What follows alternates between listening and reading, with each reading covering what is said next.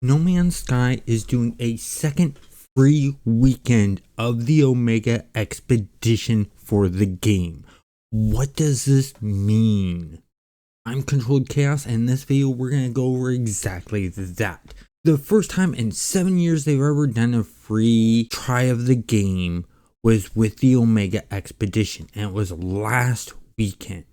Well, just an hour ago, Sean Murray tweeted that this weekend they are doing another free weekend for the Omega Expedition for No Man's Sky.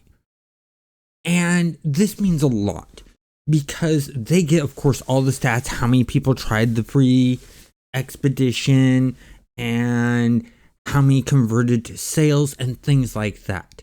Now, I've worked in a lot of video game companies. And when they look at their stats for sales and things, when they do sales and demos and free trials and stuff like that, they normally will not do it again if they don't see a huge return. So No Man's Sky developers had to have seen a huge influx in the new player base and those new players converting to sales of people buying the game. And that's a really good thing because that means that they're taking that group of people who are on the fence about the game, getting them to try it, seeing how good the game is, and then buying it. That is really, really good, especially at this time when we have games like Power World and other games just popping off really, really popular. To see that a game that came out 7 years ago is still selling really well is nice. And the reason they're selling so well is because of the constant updates that they do for free. As it says in the tweet, no microtransactions. You buy the game, and every time they add something new to it, it's free. And that means a lot. So if you're still on the fence about this, you gotta ask yourself a question. How many games have you bought in the last 10 years where you bought the original game and for at least a couple years, they added new stuff into the game, new ways to play the game, new maps, new objectives and things to do in the game, and gave it to you completely free. Charged you nothing, no microtransactions, no DLC cost, no expansion pack cost. I dare you to name one game that has done that. I have been into video games since I was a little kid. We're talking in the 80s, Atari age. That was my first console. And from that date up until No Man's Sky released and started putting out extra content, I've never seen a company do that. You were paying one way or another. Pure and simple. And you might say, well, wait, what about the MMOs? Well, MMOs, you were paying a monthly fee when they first came out. EverQuest, I paid a monthly fee for. City Heroes, I paid a monthly fee for.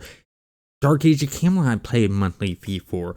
Anarchy Online, same thing. Well, those are now free to play. Yeah, they're free to play, but look at how they're making the money.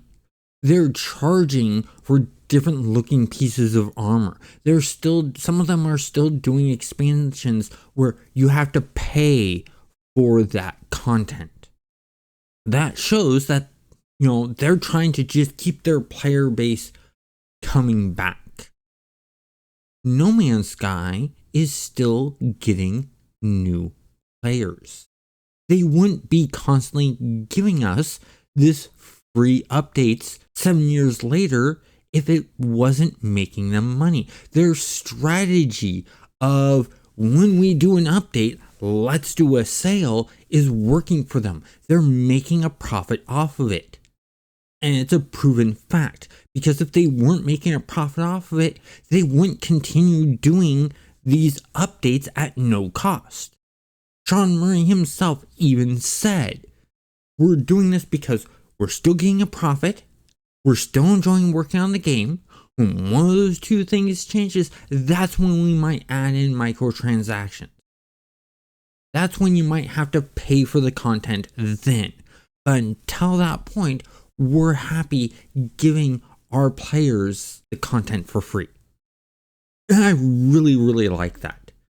I know if I ever put out a game that's a game as a service, I want to follow the model that Hello Games does for this. And I really, really hope that Light No Fire follows the same process. Because if they do, this could really change the game industry as a whole and how games are sold and how the games as a service model works.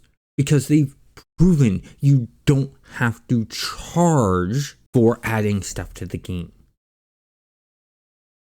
You're charging for the game and you're getting new players to the game by adding in new features.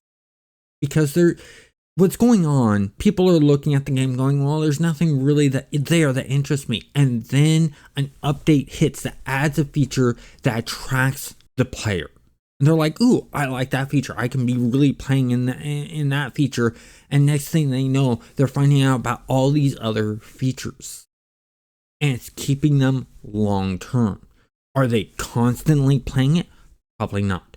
They're probably playing it out the content, stopping, coming back when new content comes out, and then stopping. And the reason I believe this is based off of just what I'm seeing on my channel alone. When new content comes to No Man's Sky, I see an uptick in people watching not just my videos, but Jason Plays videos and a bunch of others. And then after a while, it drops back down. The thing is it's not just the content that came out of the videos people are watching. They're watching other videos, past videos that I've made. Because they're getting into other parts of the game, finding interest in that area. So this is really cool.